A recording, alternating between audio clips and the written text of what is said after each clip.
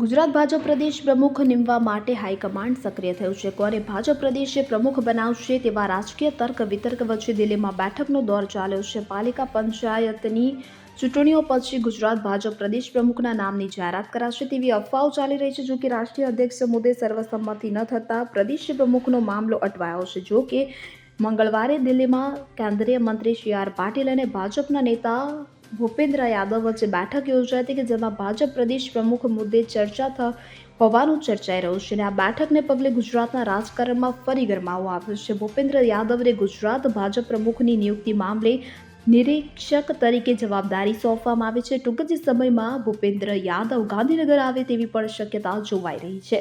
OBC નેતાને ગુજરાત ભાજપનું સુકાન સોંપવામાં આવે તેવી ચર્ચાઓ ચાલી રહી છે, પણ ભાજપનું નવું પત્તું ખોલી શકે છે. એટલે કે યુવા ચહેરાને ગુજરાત ભાજપનું સુકાન સોંપાય તેવી પણ દિલ્હીમાં ચર્ચા છે. Bureau report CN24 news.